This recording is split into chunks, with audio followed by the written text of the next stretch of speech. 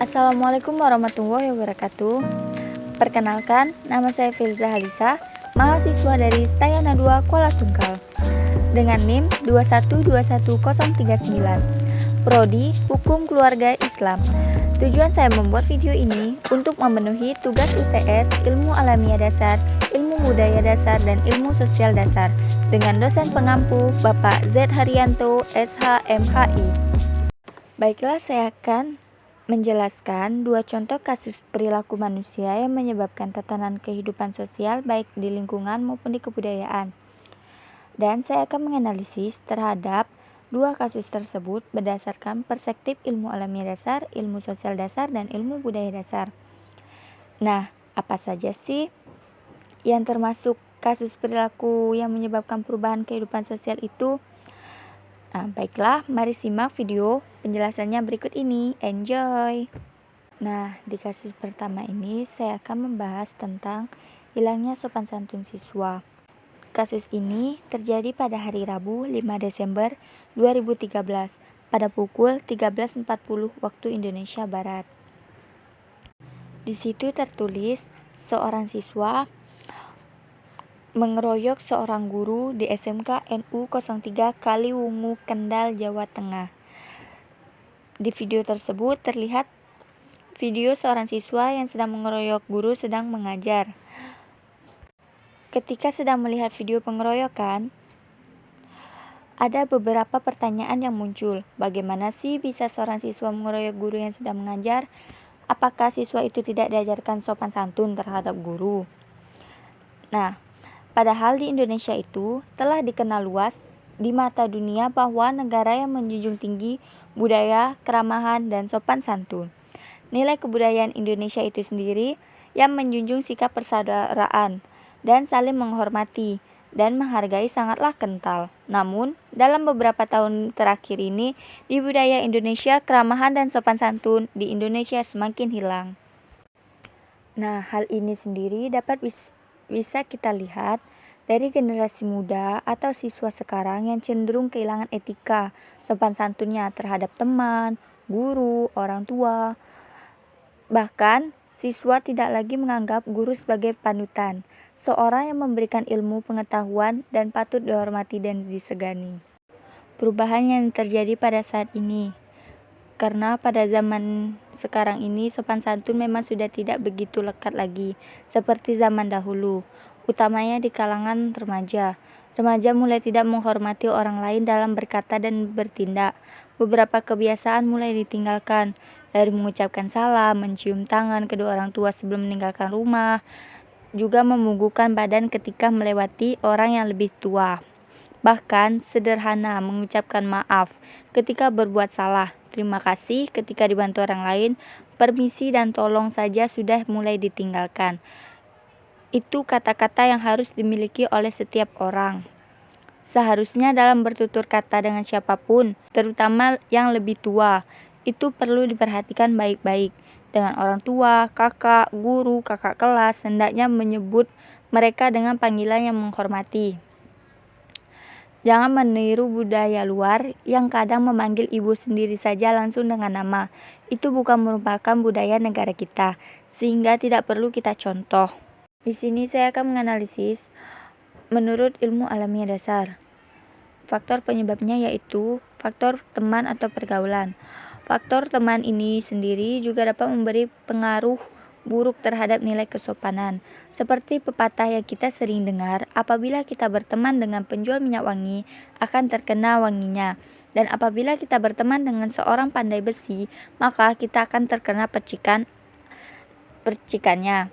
Nah, ketika kita berkumpul dengan teman-teman itu sendiri, tak jarang dong kita keluar kata-kata kasar dari teman-teman kita, dan itulah yang melekat pada diri kita.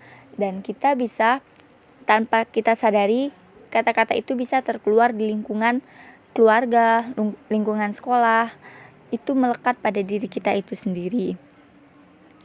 Nah, selain ucapan yang harus dijaga, cara berpakaian sekarang pun mempengaruhi nilai kesopanan. penggunaan pakaian yang cenderung terbuka, sehingga semakin banyak remaja lain yang meniru cara berpakaian tersebut. Sehingga banyak sekali remaja yang terpengaruh dan nilai kesopanan semakin menurun. Nah, untuk yang kedua itu faktor media massa.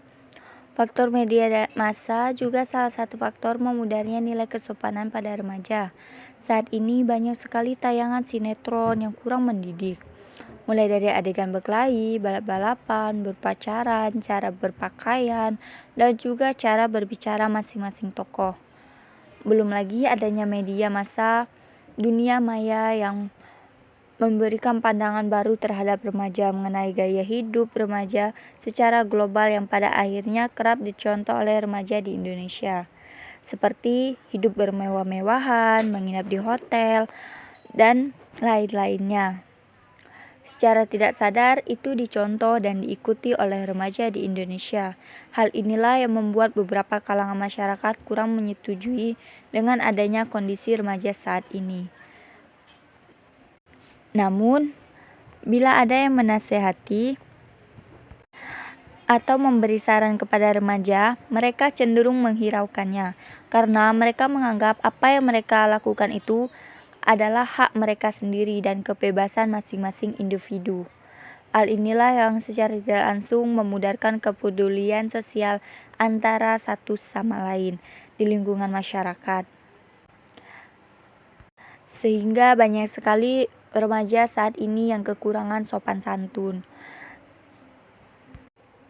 Nah, untuk yang penjelasan ketiga, faktor penyebabnya kurangnya sopan santun di masyarakat. Nah, yang ini bisa terjadi karena kurangnya kita ikut mengikuti kegiatan di masyarakat.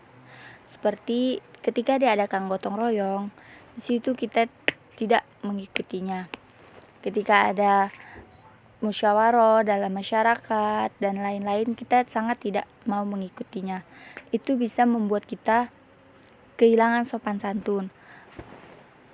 Karena kita tidak menghargai masyarakat yang tua, yang di atas kita sendiri. Nah, selanjutnya untuk pembahasan ilmu sosial dasar dan ilmu budaya dasar. Yang pertama, modernisasi kultur. Yang kedua, penyalahgunaan obat-obatan. Yang ketiga, kurangnya pembiasaan sopan santun di rumah. Nah, untuk modernisasi kultur itu sendiri memiliki arti yaitu kemudahan seorang siswa untuk mengakses internet sehingga mereka bisa melihat budaya dari negara lain yang secara tidak langsung mereka mengaplikasikan di kehidupan mereka sehari-hari tanpa ada filterisasi atau tanpa disaring terhadap budaya yang diambil itu.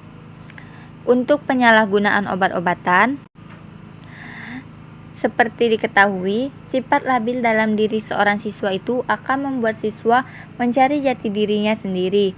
Nah, bila mana hal ini sudah tidak tersalur secara positif, siswa akan terjerumus ke dalam kenikmatan semua obat-obat terlarang yang akan berpengaruh pada tingkah laku siswa tersebut. Sehingga itu bisa menyebabkan kurangnya sopan santun siswa terhadap orang lain. Nah, untuk yang ketiga, kurangnya pembiasaan sopan santun di rumah. Sebagian besar anak dihabiskan waktunya di rumah atau di lingkungan keluarga, sehingga sikap orang tua yang tidak mencerminkan norma-norma kesopanan akan mudah ditiru anak. Jadi, apapun yang dilakukan di rumah akan terbawa anak sifat itu ke luar lingkungan. Apapun yang diajarkan di dalam rumah itu akan terbawa ke dalam lingkungan luar. Nah, sekarang pembahasannya tentang manfaat sopan santun. Manfaat sopan santun itu sendiri ada 3 manfaat, yaitu akan merasa dihargai dan dihormati oleh orang lain. Yang kedua, kita dapat memupuk rasa persaudaraan dan pertemanan. Yang ketiga, kita mendapatkan kepercayaan dari orang lain. Jadi manfaatnya itu sangat banyak. Jadi kita akan lebih merasa dihormati sama orang lain. Jika kita bisa menghormati orang lain, maka orang lain akan lebih hormat kepada kita.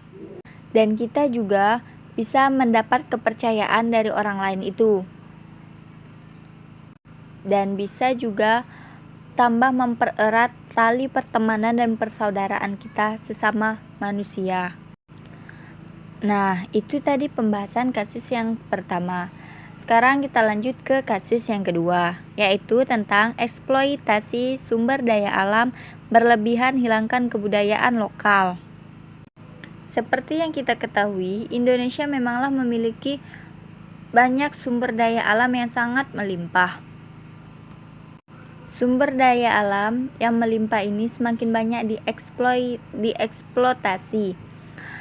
Namun, banyaknya pemanfaatan dari sumber daya alam ini tidak boleh terlalu berlebihan, sebab pengambilan sumber daya alam yang banyak dilakukan di hutan seperti tambang, sawit, karet, dan sumber lainnya bisa saja menghilangkan kebudayaan lokal yang ada di sekitarnya. Menurut analisis ilmu alamiah dasar, eksploitasi sumber daya alam yang berlebihan dapat menyebabkan ngerusaknya lingkungan dan berkurangnya sumber daya alam dan penebangan pohon secara liar. Eksplorasi ini kemudian berdampak pada masyarakat adat yang ada di hutan atau sebuah kawasan eksplorasi. Masyarakat lokal ini terpaksa tersingkirkan dengan keberadaan eksplorasi yang tak mengindahkan keberadaan mereka. Jadi eksplorasi ini sangat berdampak kepada masyarakat yang berdiam di sebuah kawasan eksplorasi itu sendiri. Nah, di sini sedangkan menurut ilmu sosial dasar dan ilmu budaya dasar,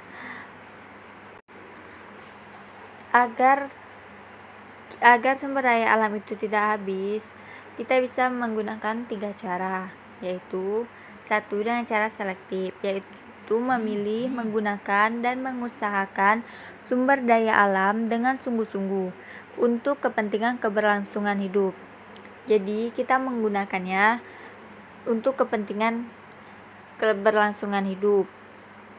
Yang kedua, perlunya penghematan sumber daya alam atau mengurangi bahaya eksploitasi besar-besaran terhadap pemakaian sumber daya alam agar tidak rusak dan punah.